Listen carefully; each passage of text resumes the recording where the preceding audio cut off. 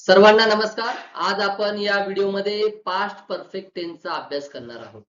आता हा past perfect tense वापरला कधी जातो? ज्या वेळेस एखादी क्रिया भूतकाळामध्ये घडून गेलेली असते, तिचं वर्णन करण्यासाठी आपल्याला पास्ट परफेक्ट टेन्सचा वापर करावा लागतो. आणि एक गोष्ट लक्षात ठेवा, हा जो पास्ट परफेक्ट टेन्स आहे, तो एकटा वापरला जात नाही. त्याच्यासोबत साधा भूतकाळ देखील वापरला जातो. उदाहरणार्थ, आम्ही स्टेशनला पोहोचलो आणि ट्रेन निघून गेली होती. The train had left when we reached at the station. याचा आपण बारकाईने अभ्यास करणार आहोत. आता आपण या पास्ट परफेक्ट टेन्सची रचना पाहूया. सेंटेन्स स्ट्रक्चर कसं असतं, तर सुरुवातीला येतोय सब्जेक्ट, सब्जेक्टच्या नंतर येतो हॅड, हॅडच्या नंतर वर्बचं थर्ड फॉर्म म्हणजेच क्रियापदाचं तिसरं रूप. सब्जेक्ट कोणताही असू द्या, आय असू द्या, ही असू द्या, शी, इट, वी, दे, एखादं प्लुरल नेम असू द्या, सिंग्युलर नेम असू द्या, त्यानंतर आपल्याला हॅडच घ्यायचं आहे. आणि हॅडच्या नंतर वर्बचं थर्ड फॉर्म म्हणजेच क्रियापदाचं तिसरं रूप घ्यायचं. यासाठी आपल्याला क्रियापदाची तिन्ही रूपे पाठांतर असली पाहिजेत. त्याचा व्हिडिओ आपल्या युट्यूब चॅनेलवरती आहे, तो कृपया करून बारकाईने अभ्यासा. आता आपल्या समोर एक वाक्य दिसतंय, म्हणजे आपली ही जी काही रचना आहे ती क्लिअर होऊन जाईल. I had eaten a mango. यामध्ये आय हा सब्जेक्ट आहे, त्यानंतर हॅड घेण्यात आलेला आहे आणि हॅडच्या नंतर अत्यंत महत्वाचं म्हणजे वर्बचं third form eat, ate, eaten. Eaten हे तिसरं रूप आहे इट या वर्बचं. आणि मग वाक्य आपलं झालं, I had eaten a mango. मी आंबा खाल्ला होता. ज्या ज्या वाक्यांमध्ये शेवटी होताय असा शब्द येतोय, ती सर्व वाक्य आपली पास्ट परफेक्ट टेन्सची वाक्य आहेत. आणखीन काही आपण वाक्य पाहूया, म्हणजे आपलं पास्ट परफेक्ट टेन्स क्लिअर होईल. आपल्या समोर पास्ट परफेक्ट टेन्सची काही वाक्य दिसत आहे. We will learn them one by one. Let's start with first sentence. Rakesh had learn French. आता याचा आपण स्ट्रक्चर प्रमाणे विचार करूया. सब्जेक्ट, त्यानंतर हॅड आणि हॅडच्या नंतर वर्बचं थर्ड फॉर्म. तर थर्ड फॉर्म आहे का? आहे, लर्न. सब्जेक्ट राकेश आहे, त्यानंतर हॅड आलेलं आहे आणि पुढे वर्बचं थर्ड फॉर्म आलेला आहे, learn. Rakesh had learn French. राकेशने फ्रेंच भाषा शिकली होती. सेकंड सेंटेन्स पाहूया. The goalkeeper had injured his leg and he couldn't play.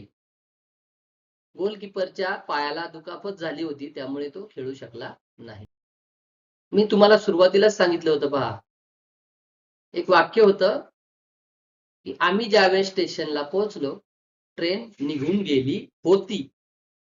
हे जे वाक्य आहे, या वाक्यामध्ये साधा भूतकाळ सुद्धा आहे आणि पूर्ण भूतकाळ सुद्धा आहे. द ट्रेन हॅड लेफ्ट हे पूर्ण भूतकाळाचं वाक्य होतं आणि वी रीच ॲट स्टेशन हे साध्या भूतकाळाचं वाक्य होतं.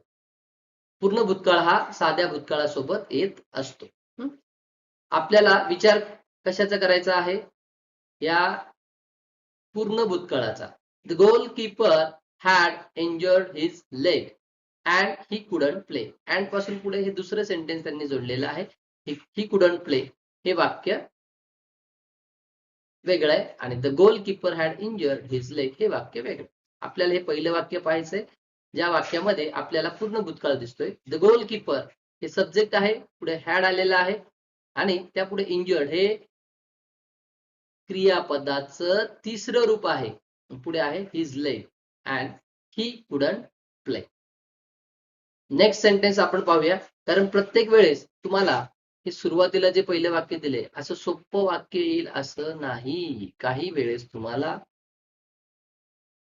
असे मिश्र वाक्य देखील दिले जातात, त्यावेळेस कन्फ्यूज व्हायचं नाही. तिसरं सेंटेन्स आपण पाहूया. We had reach our hotel before it started raining. पाऊस सुरू होण्याच्या अगोदरच आम्ही हॉटेलला पोहोचलो होतो. स्ट्रक्चर प्रमाणे आपण पाहूया. वी हा सब्जेक्ट आहे, त्यानंतर हॅड आलेला आहे, हॅडच्या नंतर काय आलेलं आहे? रिच्ड. रिच्ड हे वर्बचं थर्ड फॉर्म आहे. रिच या वर्बचं थर्ड फॉर्म आहे. Our hotel before it started raining आणि बिफोरच्या पुढे हे सेकंड सेंटेन्स त्यांनी सांगितलेलं आहे इट स्टार्टेड रेनिंग, ते साध्या भूतकाळातील आहे. नेक्स्ट सेंटेन्स आपण पाहूया. If he had studied sincerely he would have scored more. तर या वाक्यामध्ये पहा, इफ च्या पुढे हे कंडिशनल सेंटेन्स आहे. ही हे सब्जेक्ट आहे आणि त्यापुढे हॅड आलेला आहे आणि हॅडच्या पुढे स्टडीड हे वर्बचं थर्ड फॉर्म आहे. If he had studied sincerely he would have scored more. इथे कॉमा दिलेला आहे पुढचं वाक्य. आपल्याला हे जे पास्ट परफेक्ट टेन्सचं वाक्य हे सुरुवातीचं वाक्य आहे. मग या वाक्यामध्ये आपल्याला काय पाहायचं, हॅड आणि क्रियापदाचं तिसरं रूप आहे की नाही, या फक्त गोष्टी पाहायच्या आहेत. आता ही वाक्य मी का घेतलेली आहेत, कारण प्रत्येक वेळेस आपल्याला सोपं वाक्य विचारतील असं नाही. जर काही वेळेस अवघड वाक्य विचारलं तर आपल्याला उत्तर देता आलं पाहिजे. आता आपण काही प्रश्न पाहूयात जी विविध परीक्षांमध्ये विचारलेली आहे. आता आपल्या समोर एक क्वेश्चन दिसत आहे. She sings a song on the stage आणि ब्रॅकेटमध्ये त्यांनी इन्स्ट्रक्शन दिले आहेत, rewrite sentence in past perfect tense. आपल्याला हे सेंटेन्स रीराईट करायचंय, पुन्हा लिहायचंय कशामध्ये, पास्ट परफेक्ट टेन्स मध्ये. पास्ट परफेक्ट टेन्स म्हटलं की लगेच आपल्याला स्ट्रक्चर आठवलं पाहिजे. सब्जेक्ट प्लस हॅड प्लस वर्बचं थर्ड फॉर्म, हॅड प्लस वर्बचं थर्ड फॉर्म, हॅड आणि वर्बचं थर्ड फॉर्म. बघा 2 वेळा म्हटलंय का, अत्यंत महत्वाचं आहे, त्यामुळे आपण याचं रिपिटेशन केलेलं आहे. वाक्य आपण तयार करूया. सब्जेक्ट घेऊया, त्या वाक्यामध्ये जो सब्जेक्ट आलेला आहे तोच घ्यायचा, मनाने घ्यायचा नाही. शी हा सब्जेक्ट घेतला, त्यानंतर मला काय करायचंय, हॅड घ्यायचंय. सब्जेक्ट नंतर हॅड, हॅडच्या नंतर काय करायचंय मला, क्रियापदाचं तिसरं रूप, third form of the verb.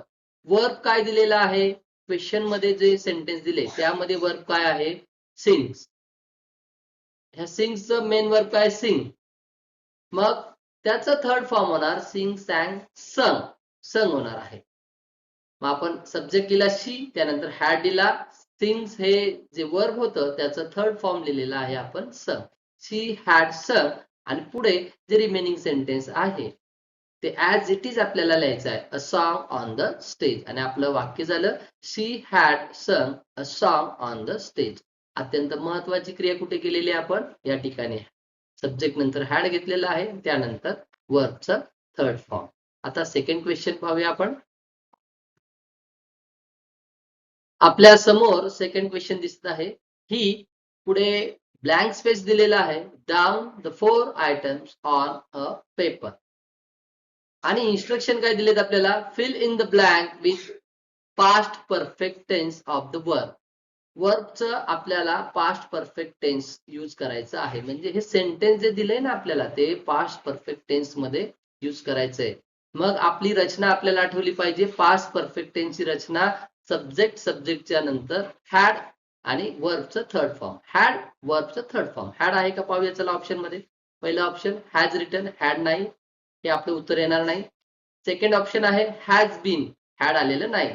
Third option मध्ये हॅड आलेलं आहे आणि फोर्थ ऑप्शन मध्ये सुद्धा हॅड आलेलं आहे. आता आपण विचार करूया थर्ड आणि फोर्थ या दोन्ही ऑप्शन वरती. हॅड आलेलं आहे दोन्ही ठिकाणी, परंतु रचनेमध्ये हॅड नंतर आपलं काय येतंय, वर्बचं थर्ड फॉर्म. आता ह्या थर्ड ऑप्शन मध्ये आपण पाहूया, हॅड नंतर रोट आलेलं आहे, रोट हे सेकंड फॉर्म आहे, हे आन्सर येणार नाही. फोर्थ ऑप्शन पहा, हॅड नंतर रिटर्न हे थर्ड फॉर्म आहे, write, wrote, written. Had written हे काय होणार आहे, आपलं आन्सर होणार आहे. मग आपलं सेंटेन्स कसं होईल, he had written down the 4 items on a paper. अशा प्रकारे आपलं उत्तर आहे.